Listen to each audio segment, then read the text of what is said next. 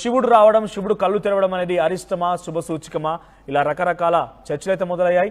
ఒకసారి మాట్లాడదాం. మనతో పాటుగా పండిత్ కృష్ణమాచార్యులు గారు ఉన్నారు. సో ఆయనతో మాట్లాడదాం, ఆయన నుంచి మరిన్ని వివరాలు తెలుసుకునే ప్రయత్నం చేద్దాం. సో గురుగారు నమస్కారం అండి. కృష్ణమాచార్యులు గారు, ఏంటి నిజంగానే శివుడు కళ్ళు తెరిచాడా?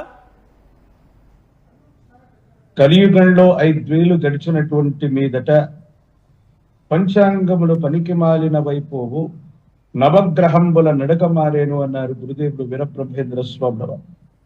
ఒక వ్యక్తి యొక్క భూత భవిత వర్ధమానాలు తెలియజేసే జ్యోతిష్ శాస్త్రమే అద్భుతమైతే, ఓ వ్యక్తి, ఓ వ్యవస్థ, ఓ రాష్ట్రం, ఓ దేశం యావత్ ప్రపంచ భవితను ముందుగానే ఊహిస్తే, కాలచక్రంతో సహా వివరించగలిగితే అది అటువంటి అద్భుతమైన ఫలితాలు చెప్పగలిగిన మహనీయులు, అవతార పురుషులు జగద్గురు శ్రీమద్ విరాట్ పోతులూరి వీరబ్రహ్మేంద్ర స్వామి వారు.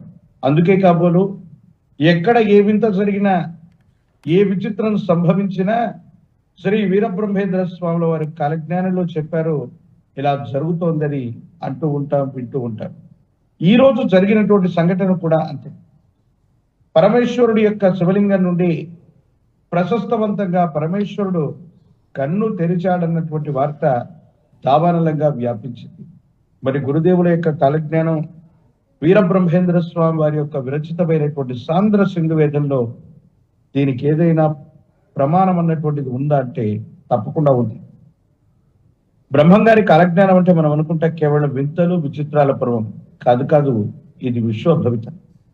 గురుదేవులు చెప్పినటువంటి కాలజ్ఞానాన్ని అనుసరించి చూస్తే ఎన్నో రకాలైనటువంటి ఆలయాలకు సంబంధించినటువంటి చోట అక్కడ ఉన్నటువంటి మూల విరాట్ అవ్వచ్చు, అక్కడ ఉన్నటువంటి విశేషవంతమైన దేవతా స్వరూపాల గురించి ఎలాంటి వింతలు, ఎలాంటి విచిత్రాలు జరుగుతాయో మచ్చుకు కొన్ని ఉన్నాయి.